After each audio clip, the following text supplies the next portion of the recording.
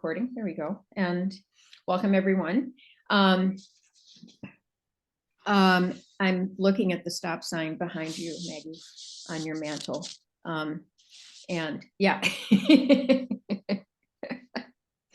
So I'm going to come back to Carissa. Carissa, as we begin, Carissa was sharing a little bit about Naptime podcast group that you have. Carissa, could you talk a little bit more about that? And then we'll continue going around our group. Sure. So I've been doing, it was supposed to be the 4 Wednesdays in February. So I'm doing a Naptime podcast club. So I picked one podcast episode for each week, and we have a virtual discussion from 12:30 to 1:30. I mean, I debated a lot of different ways of going with it when I started, but I picked 4 different podcasts. So I did what's Dr. Becky? I did Dr. Becky's, an episode of hers. I did Raising Good Humans. I did, what was the middle one was, now I'm forgetting. And the last one, which I'll do next week, is Flusterclucks. So I just tried to pick, I just wanted to do something that was different than eating, sleeping, toileting that we do in class. I just kind of want to do something different. So I just kind of picked random ones. The Parenting is Exhausting was the Dr. Becky one. Oh, because, Curious Neuron, that was the second one, using the word because. Then the third one was Raising Good Humans. It was more kind of mental health, really. It was kind of what it was. And then the last one is just using silliness as a parenting tool. So yeah, I said I had 9 register, which I was so excited for. I've only had 1 or 2 show up, 2, 1, and then 2. They've been really lovely discussions though, even with small numbers. So I'm excited to try it again in April with Abby and doing it together, her Wilmer families and my Mounds View families. And I'm not sure what podcast we're going to do yet, but. So Carissa, just format wise, is it you all listen to the podcast episode together and then you discuss it, or it's assumed that you give people the link, they listen to the episode, and then this is the opportunity for a discussion about the episode? Yeah, the idea is they'll have listened to it ahead of time, and be ready to discuss it on that day. Although the last one, I think one of them was like, I have to admit, I only got through half of it. That's fine. You get the idea. And I do try to keep them really short. That one was longer. It was like 36 minutes. One of them was only 20 minutes. My goal was a half hour or less, but that was a little tricky to manage. So.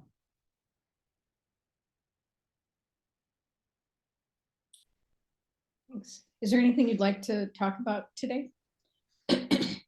Nothing in particular. No. Okay, great. So, please pick someone. Nikki.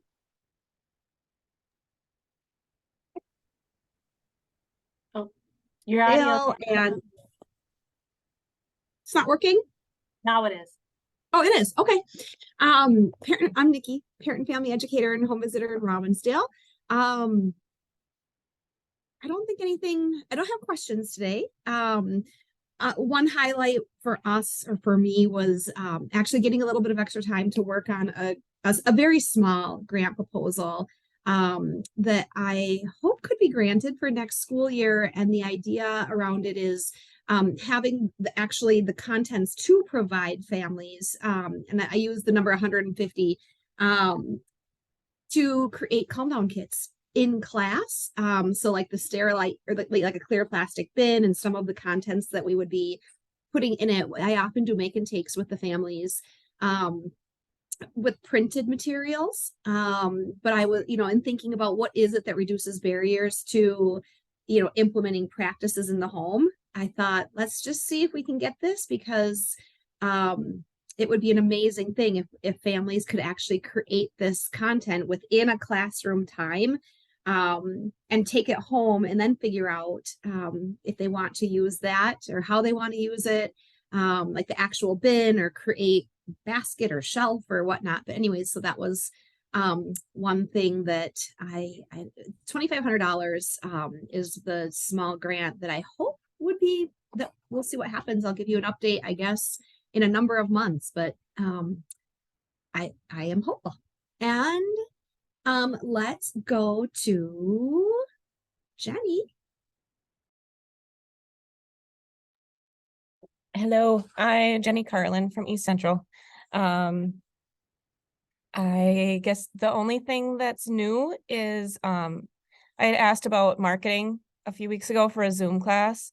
So I'm going through Pine Tech and Childcare Aware, and we've started marketing for this one again. Now we're gonna try it Sundays from 8 to 9 p.m., which again isn't ideal for everyone, but we're thinking we could maybe try a few.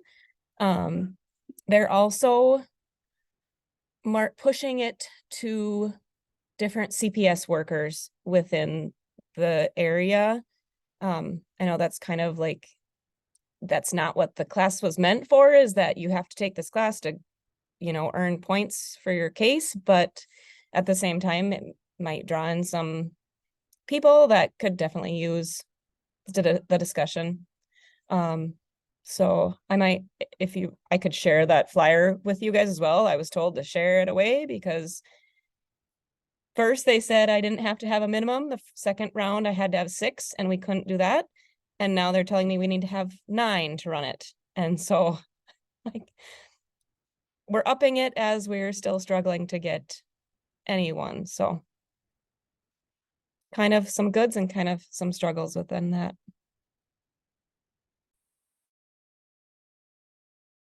And Cinnamon. Hi, I'm Cinnamon Tyson. I'm the parent educator in Chisago Lakes. I guess I have no questions.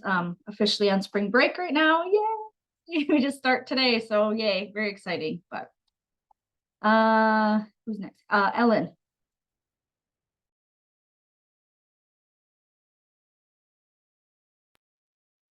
Hi, sorry, here, just cleaning up.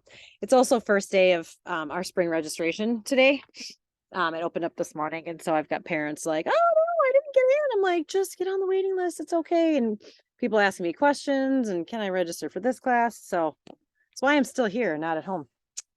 Ellen Hafner, parent ed in Northfield. I don't think I have anything. Our spring break isn't until the end of the month. So I've got about 3 more weeks yet of class. And we're gone. We're like out of the country for that whole spring break. So I'm already feeling the pressure of making sure I get all my ducks in a row before we leave. So that I don't feel like I have to, but our classes, some of our classes are already full and registration opened at 8. So yeah, got some new families, and so it's looking pretty good. Otherwise, I don't think I have any questions today. I think, has everyone gone? Maggie hasn't gone yet.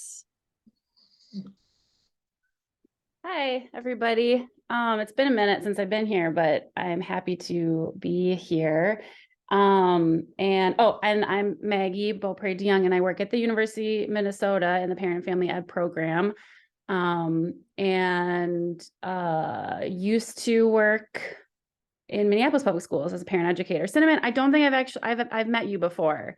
So hello. I feel like I know pretty much everybody else. And also hi, Jenny.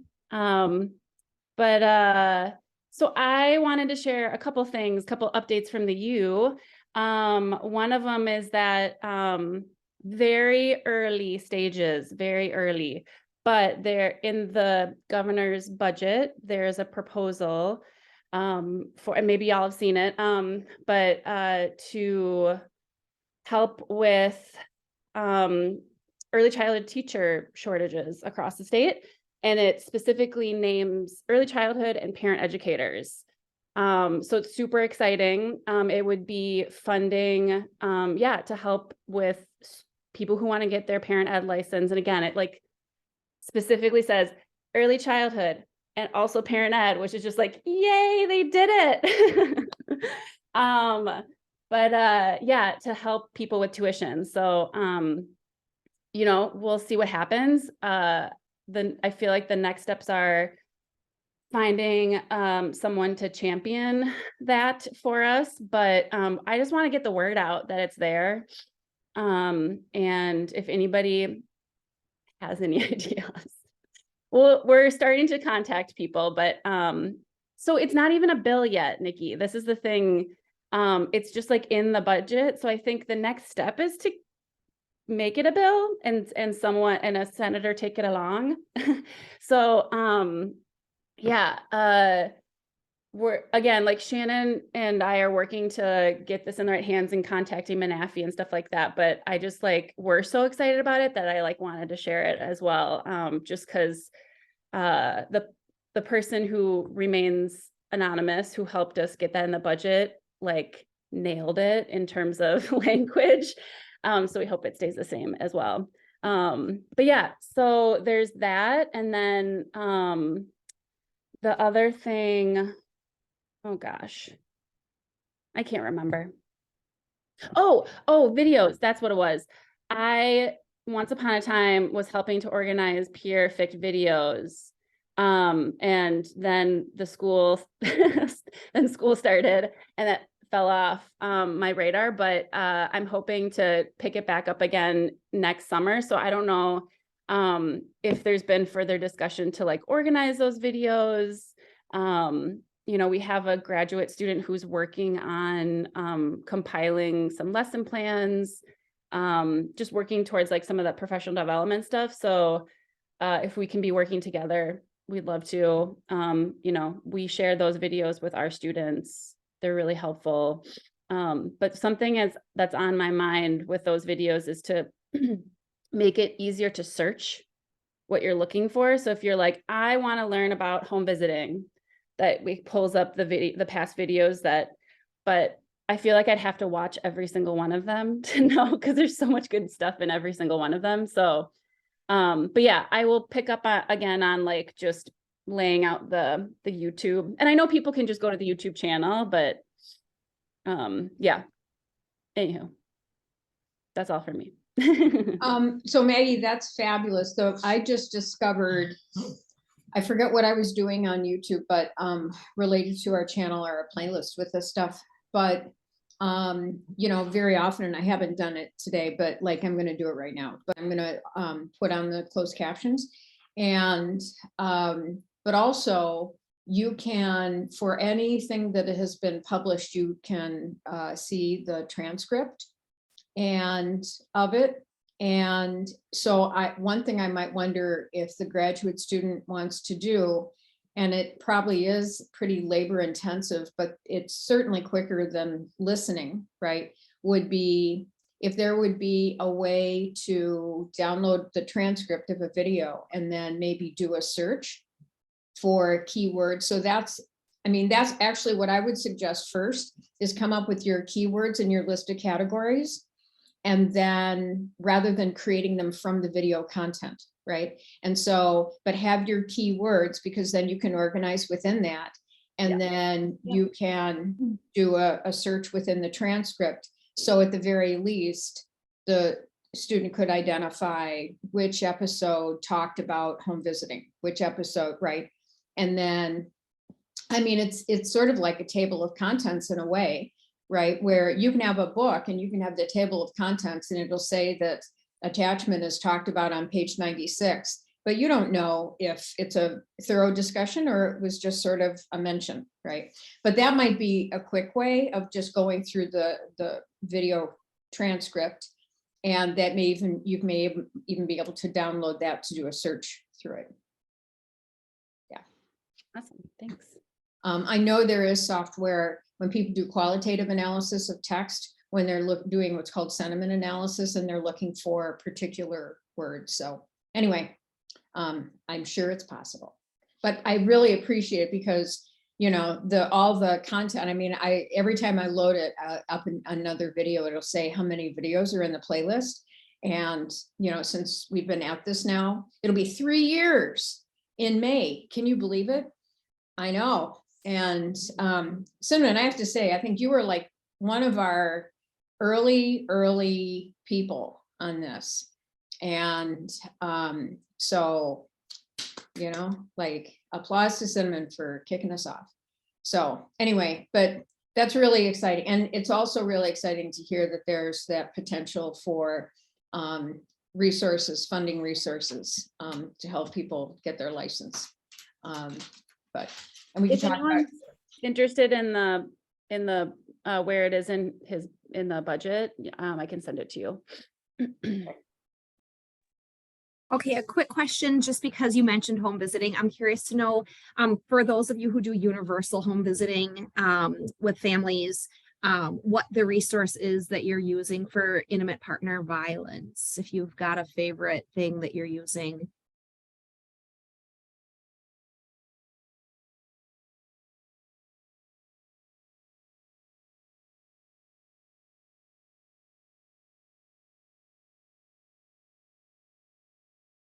No, crickets on that one. I can tell you that we tap into Cornerstone and Day One resources. But one of the resources that we, there's a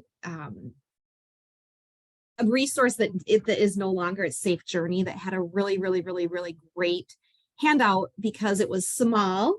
Someone could literally put it in their shoe if they wanted to, because it folded and it was like a small square and that could be folded again and put at the bottom of a shoe if they wanted to take that. But there was a ton of phone numbers, as well as on the inside it had the wheel of power and the wheel of control, or the wheel of equality and wheel of inequality inside. And it was a great piece to use to talk about balance in relationships. But that particular resource we're looking to phase out because the actual program that had created that is no longer. So we're looking to replace that. And if I could replace it with the exact same thing without that program name, I would. That's why I'm curious to know what people are using. But it sounds like within the group that's here today, your districts aren't doing universal visiting or including that.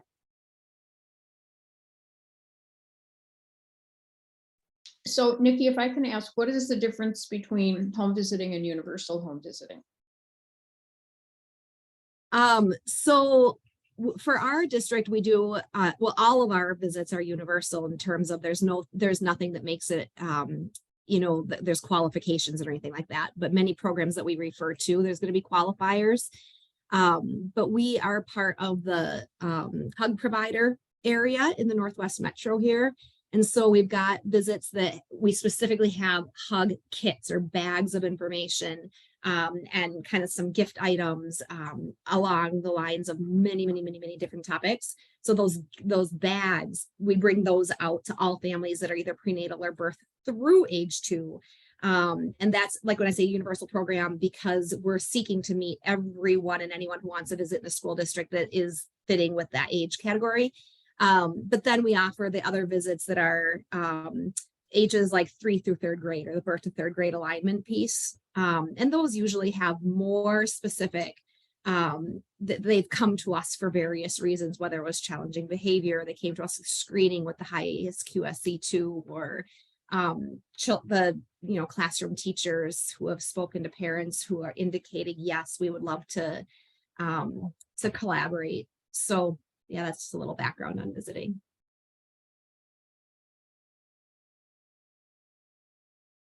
I am curious about what kind of resources your programs have around domestic violence and about and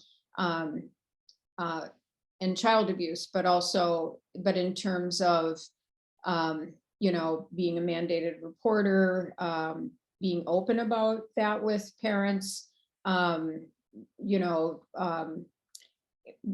just any experiences, because it can be obviously very sensitive, and whether parents have come to you individually and of course no names, but or if it's come up in a class, and sort of that sensitivity of what happens when there's a mention in a class.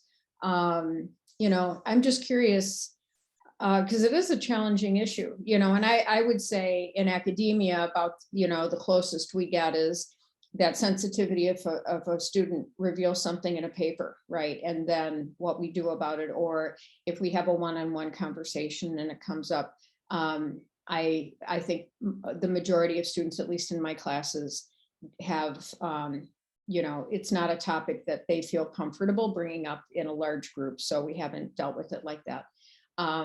But yeah, I would just, if resources, experiences, anything like that.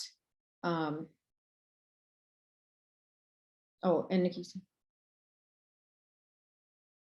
Oh, yes, you're right. So the term intimate partner violence versus domestic violence. Yeah, okay. Right. And I have to say, even when I was writing the textbook on on technology, I have a whole section in there about intimate partner violence related to technology and the role that technology plays in that. So thank you for correcting my clearly outdated term.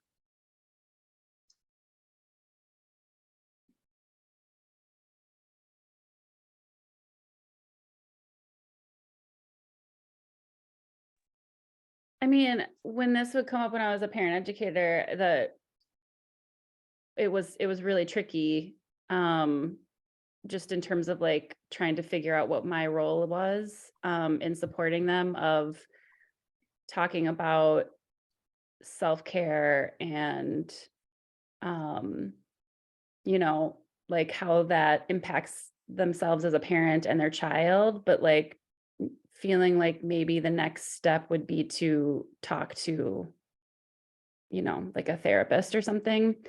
And that was more out of just capacity and how much time to spend with a specific parent when they're disclosing information about IPV.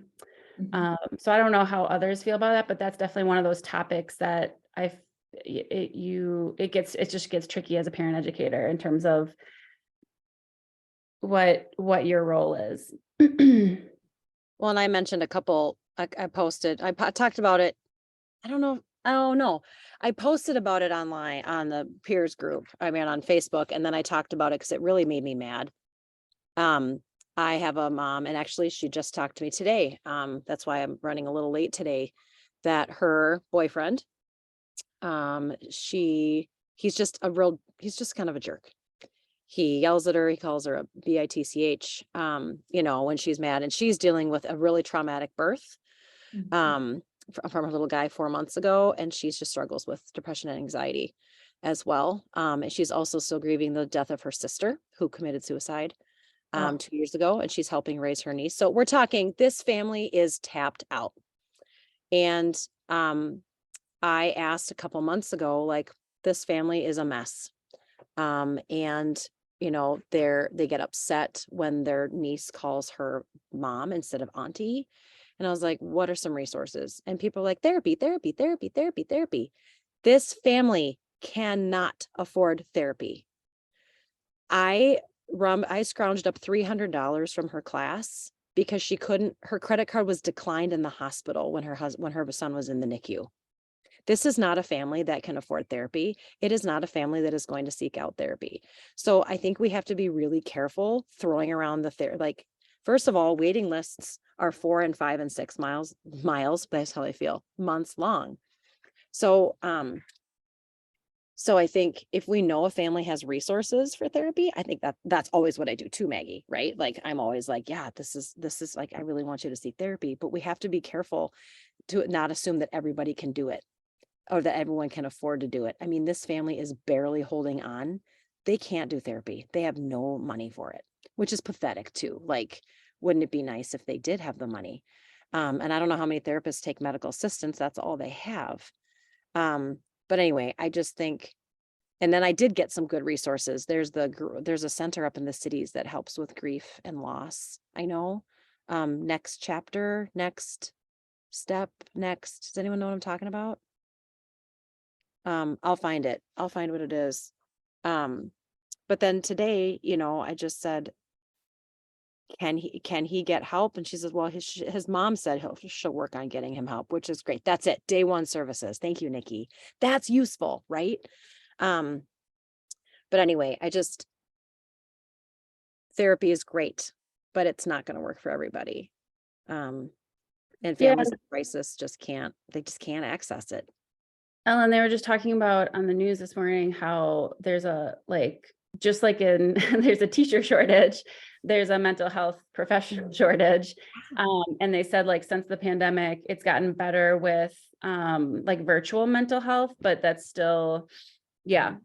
And there's like nonprofit clinics and, maybe those people would have more resources. Like I remember for this particular parent, I called a couple places and was like, what kind of resources, what's your waiting list like?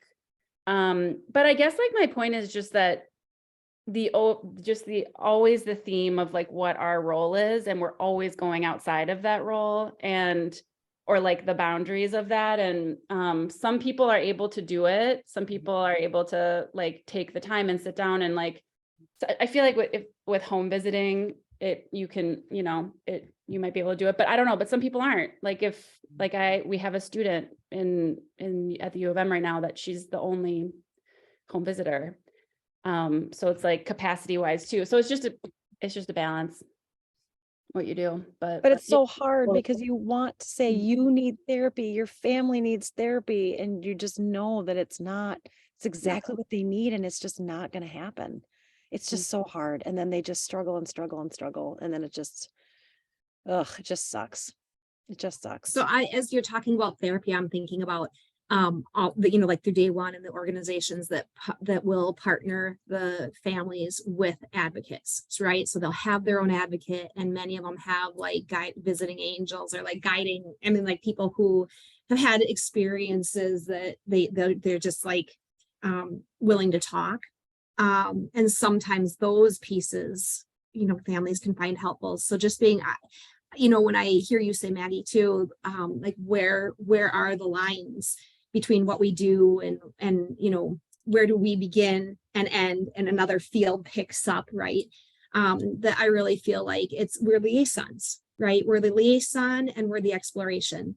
So it's not, we're not therapists, right? But we are there to find out more about how they're feeling about something and where they're leaning, right? Like to hear from them, what do they think would be the most helpful way for them to proceed? Because sometimes it's an exit plan, right? Like sometimes I had a family that's where they were at, and they needed to work on their exit plan. And that certainly, like my role in that was just checking in to find out how their conversations were going with the organization that they were working with. But I feel like it's not for us to get into, right, in any sort of therapeutic relationship, that's not something we've been trained to do.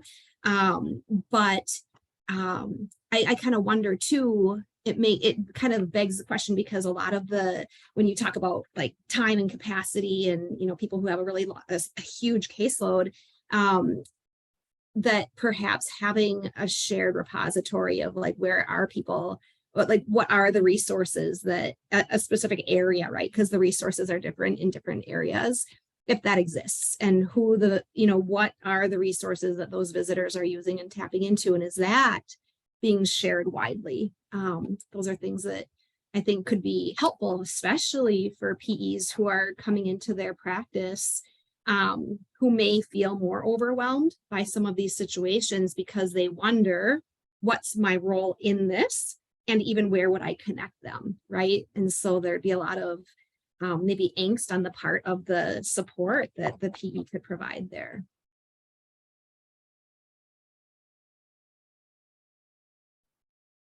I wonder if there's, I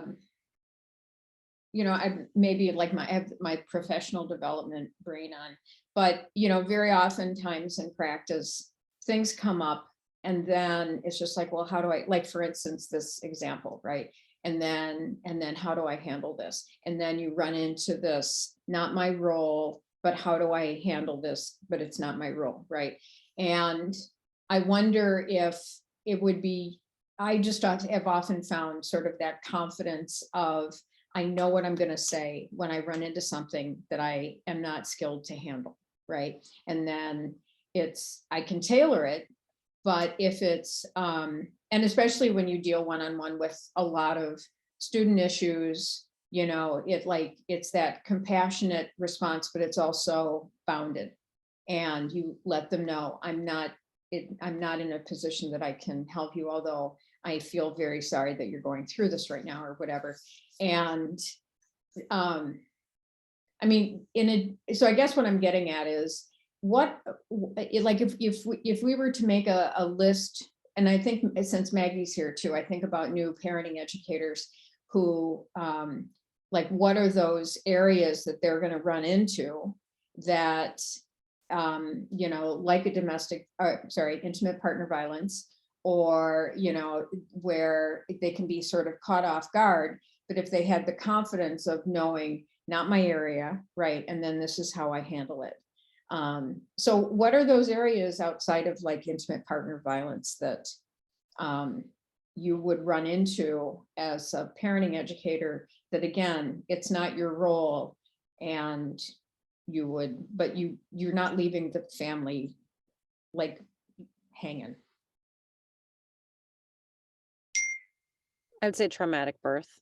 I've had quite a few moms with some traumatic births, and it's really affecting postpartum. Like, they're just really suffering from postpartum. And so I say I really highly recommend you talk to your pediatrician or your OB first, Mhm. and talk about, you know, getting some medication, and then working on trying to get on someone's waiting list that focuses on traumatic birth and severe postpartum depression. I've had more moms with postpartum psychosis in the past year than I've had in the previous 10. And by more, I mean 3. I've had 3 moms with some pretty significant postpartum psychosis episodes, hospitalizations, attempted suicide. So those PPDs, those postpartum PMADs, postpartum mood and anxiety disorders. I don't mess around. I don't mince words. I just say, I think you could really use some more support.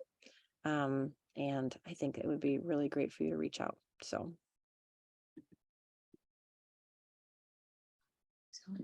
And you found that helpful? I mean, what more can you say, right? Yeah. And I think just letting and I say it's okay to not be okay, especially postpartum. It's okay to not be okay after a traumatic birth. Mhm. It's okay to feel alone because everybody else had their, you know, oh, I had my vaginal delivery and wasn't it great? Or I had my scheduled C-section and wasn't it great? And then you were in the hospital for days and you didn't see your baby for days, you know, whatever the case was. I just say you're a mess and that's okay. But you know, here are some resources for you, because being in a group with a bunch of typical birth, it's just not, it's going to make you feel worse. Mhm. As long as someone's acknowledging that you had a terrible experience, and to help you work through that. So, and they're just like, yeah, you're right. That's so good. You know what I mean? So. Mhm. Mhm. Mhm. You. One of them, with my role with our parenting teens in our schools, I've had a number of young moms who have dealt with terminations. And so we do some sessions around termination, or I do. And so that's been an interesting one to kind of walk beside them. And then I will also say anything along the lines of trauma, food insecurity, homelessness. Those are things that, of course, you know, we can also support via resources, you know, like making those connections, right? We're liaisons. But I had put in the chat that, you know, if anyone's questioning what our role is in these things, right? It's not to solve, it's not to be the therapist. However, PEs have a lot of tools and skill sets, right, to follow this journey and put it in a framework of parent development. This is a part of their journey. And I think many of us probably have, like, if they've recently gone through U of M programming, taken a look at Dr. Siegel's Parenting from the Inside Out and studied a little bit about the power of the storytelling, the story we tell, not just from the lens of reviewing what did happen, but how we want to move forward in this story. And that's a big thing too, that comes into that role with parent development, right? That we can go down that route with them. What do we want this to, what does the family want to carry forward? They might not be in the position, just depending on where they're at in this journey, right? But I think that that's a big piece, is honoring the parent development.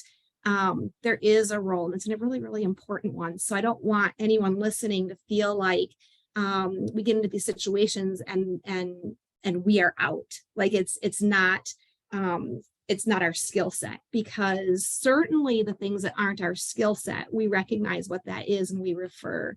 But some of the things that I'm hearing too, I feel like there is definitely a place for the work that we can do. And that is something that I don't think is always understood by our colleagues. They wonder where it is that the PE fits in. And that is parent development. Yeah, and just like being, I mean, I think there's also that continuity, right? That it's not a one-off. It's like at that moment and what you say, but also through that relationship that you have with a parent, you have history, right? And you have continuity. And so as their parent makes the transition through, I think the parenting educator also has that presence that will be there when the parent is transitioning, like through the trauma, through the grief. And I think that one of the things I've absolutely understood from parents that they really appreciate about a program like ECFE and the role of the parenting educator is that continuity and that consistency. And it's predictability, right? That is so much a sense of security that is also really, really helpful when somebody's going through something, right? That person, that place, that program will still be there. Whereas there are other programs that are very packaged. I'm not packaged, but they're very defined, and or there might be a specialist, sort of getting back to that idea of certain mental health professionals, where it's like, I can make an appointment, but it's going to be months out. I don't know if that person's going to be available to me. What I need is that sense of continuity. And so, Nikki, I really appreciate you're also, phrasing it in the standpoint of that this, you don't just, what your boundaries are, but at the same time, there are many, many gifts and many opportunities that as a parenting educator, you have to offer.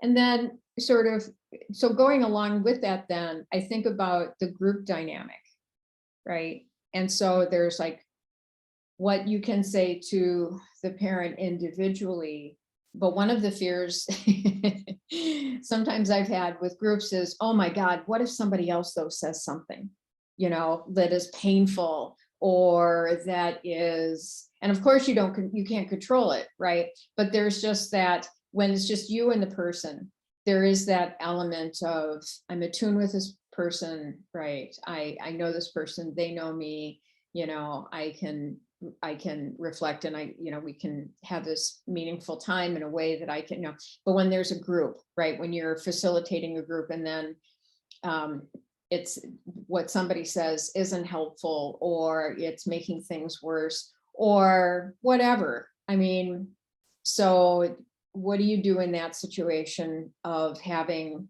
say, a group of parents, and especially you could have parents who are not sensitive, parents who are new, parents who've been through it, go, oh, you think that's bad. Let me tell you about when it, and yeah, and just sort of that it's already a delicate situation, and then it's playing out in a potentially not delicate group situation.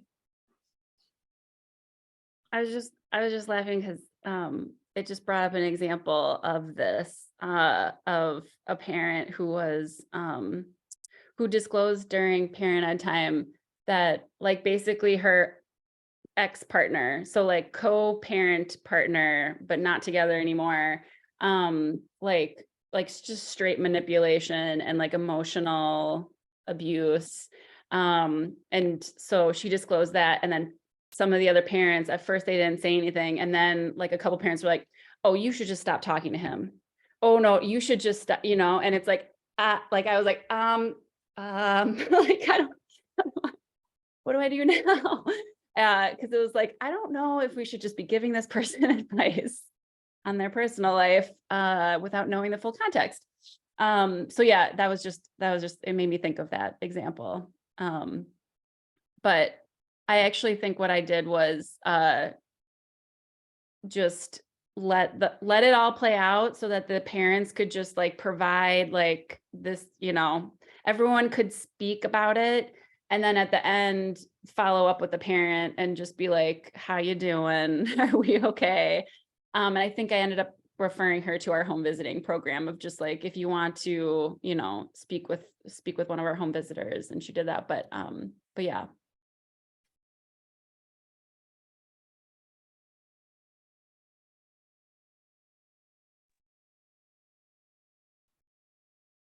It sounds like you handled it in a very sensitive way, Maggie. It's I funny haven't had when you anything guys try like and chime in. That's what's when they all give their opinions of this person's like. Krista, were you gonna say something? I was gonna say, I can't think of anything like too major like that that's come up really. I mean, some, yeah, miscarriage or infertility issues, or those have been more recent. But I think I'm always surprised actually by how supportive, for the most part, parents really are. And I think it's that setting of the ECFE room and the parent room and, all that work we do to set up the relationships and the atmosphere and all of that. I mean, I think I've been surprised. Not that that fear isn't there still, but that what if, somebody just goes off to left field. But I don't know. I've been pleasantly surprised in my time anyway. Could you say a little bit more, Chris? I like that early part, and I'm also asking this because I'm building this sort of body of knowledge about building community, right? So when you say we've I forget what the words were that you used, but we already do so much to create this, the sense that almost like, well, I'm surprised, but I'm not surprised by the level of support because these things are in place. Could you talk a little bit about what those things are that have created that sense of support that people offer to each other? Yeah, I think we have the group guidelines and that all plays into it as well, although and those are important in the beginning when nobody knows each other, but I think it really comes down to that relationship building, like that we as the parent ed do with each parent that comes into our room, and then offering those opportunities within the classroom for parents to share with each other. And, so they are more comfortable. Most people are more comfortable and understand that this is a space that it is safe to share some stuff and be supportive of each other, like that, setting that, I want to say expectation, but that's not the right word because that's too harsh or whatever, but just that idea, like this is what we do here. I'm not very good at explaining it. Nikki will be better at explaining it. I'm gonna put you on the spot. I think you did a beautiful job. I was just, as you were saying it, I was thinking, oh, what a robust conversation we could have about some of the practices that everybody is incorporating, whether it's like small group conversations, partners, if it's speed relating. I mean, all these tools, right, that we use around the table to help do what you're talking about. I can share really quick, like a couple that I think contribute too, but I would love to hear what people are doing, because that would be a really interesting conversation, even when we have more people. For sure, the group roster that we provide at the beginning, that we offer a blank one for families to write whatever they want to share. So we're not, like, the district isn't printing the class list for them. They're writing it, and then we just scan it and send it to them, or give them a hard copy if they wish to have it. But typically somebody will use that. We have conversation about it too. Like if somebody wants to make a group text for the group, and plant some seeds there, because before you know it, someone will say, oh, I'm not coming and I was going to bring a snack. Can someone do it? And someone does. And now they realize, oh, God, we're all connected. And they start talking about other things.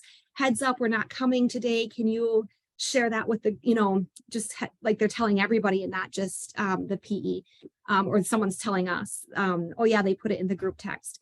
Also, I know we had a conversation, I think it was just last week, about all these days that districts have off for professional development or holidays. And I can say that one practice that I have is reminding them in advance that they do have those group texts, or however they did it. Sometimes groups make a Facebook group or listservs, that kind of thing, and encourage them on those days off if they want to get together at the same scheduled time, like they all have that blocked off. And so sometimes they'll even bring their school age kiddos because they're off, and that's been a neat thing. And I'll share one more, and that's, I do a rare gem at the beginning after families come in and they get their coffee or tea, cocoa, that kind of thing, cider. I will read one thing that a group member wrote, and I collect these at the beginning. And what I say is, give me an idea of something, write down something that we wouldn't know about you if you didn't tell us. But it's something we're going to read to the group. So it can't be too private, something you wouldn't want shared. And so what it sounds like is, I will say, we have a group member who shared, and I read it, and they are left to guess what that is. And so inevitably, then there's some follow-up questions around that, like, oh, you went there, or you did that, or how did you get into that, or whatever it is. And it's so brief, but it brings the group together. And then we just move on to community event announcements and developmental highlights and review and reflection. So that's a lot from me, actually. So someone else. Nikki, I love that so much. I'm going to steal it. Thank you.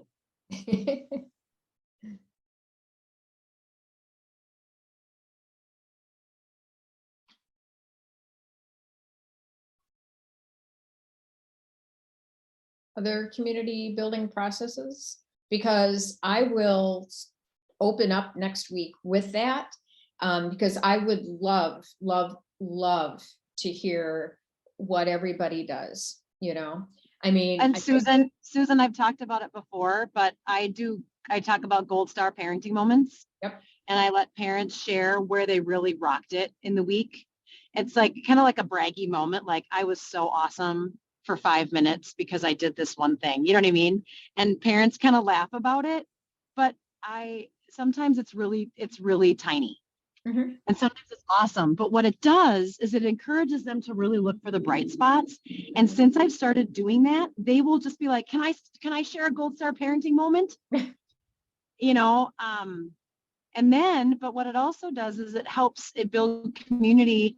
And I'll say, and did anybody have a dumpster fire moment? And they just laugh and they share and they commiserate. And so I don't know. I really feel like that.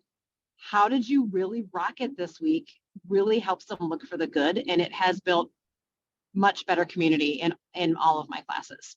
Wonderful. And it sort of is along the joys and concerns thing, but it puts it in a lighter, tone by asking about, like, the gold star moments. And it also, I think those words like joys and concerns are, they're great. And they do really capture our experiences in parenting, but, joys can, in both cases, they can be huge, right? And whereas if it's a gold star moment, like something, or a dumpster fire, they could be smaller things, so churches use those terms. Which terms, Nikki? The dumpster fire and the Gold Star? No. No, joys and Right. concerns, Ah, which is one of the reasons that we don't. yeah.